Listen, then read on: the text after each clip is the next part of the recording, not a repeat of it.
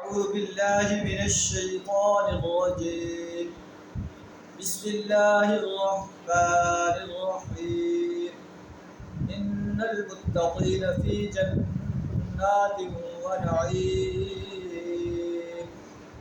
فاكهين بما آتاهم ربهم ووقاهم ربهم عذاب الجحيم. كلوا واشربوا هنيئا بما كنتم تعملون متكئين على سرر مصفوفة وزوجناهم بحور عين. صدق اللہ العظیم. سورہ الطور آیت نمبر 17 تا 20 آپ کے سامنے تلاوت کی. ان آیات کے اندر اللہ تعالیٰ تقویٰ سے آراستہ انسانوں کا حسین انجام بیان فرما رہا ہے. آیات کا ترجمہ کچھ اس طرح ہے: ان المتقین فی جنات و نعیم، بے شک متقی انسان باغات میں ہوں گے اور نعمتوں میں. فاکہین بما آتاہم ربہم، ان کا رب جو کچھ انہیں عطا فرمائے گا اسے خوشی خوشی لے رہے.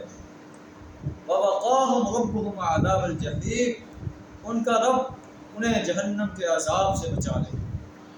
انہیں کہا جائے گا کلوا واشربوا ہنیئا بما کنتم تعملون، کھاؤ اور پیو سیر ہو کر اپنے ان اعمال کے بدلے جو تم دنیا کے اندر کرتے ہو. متکئین علی سرر مصفوفہ، وہ تختوں پر صف در صف تکیے لگا کر بیٹھے ہوئے. وزوجناہم بحور عین، اور ہم خوبصورت آنکھوں والی حوریں ان سے بیاہ دیں. والذین آمنوا واتبعتهم ذريتهم بالایمان، وہ لوگ جو ایمان لائے اور ان کی اولاد نے ان کے ایمان میں اتباع کی. الحقنا بهم ذريتهم، ہم ان کی اولادوں کو بھی ان کے ساتھ ملا دیں گے. اگر وہ اونچے درجے پر ہیں تو ان کی جو اولاد ہے انہیں بھی ہم جو ہے انہیں اپنے آباء و اجداد کے ساتھ ملا دیں گے. اور ان کے اعمال میں وما القناهم من عملهم من شيء، ان کے اعمال میں کوئی کمی نہیں. كل امرئ بما كسب رهين، ہر شخص اپنے کسب کے بدلے دے.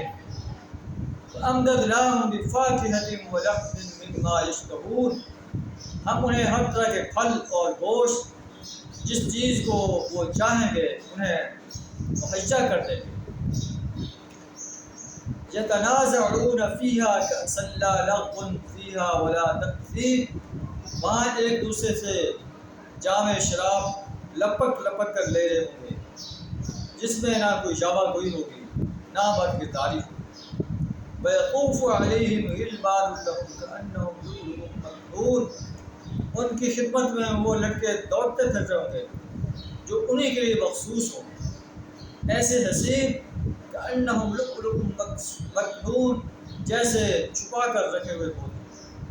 فاقبل بعضهم على بعض يتساءلون، آپس میں ایک دوسرے سے جو ہے مخاطب ہو کر کہیں گے، دنیا کے حالات پوچھیں گے.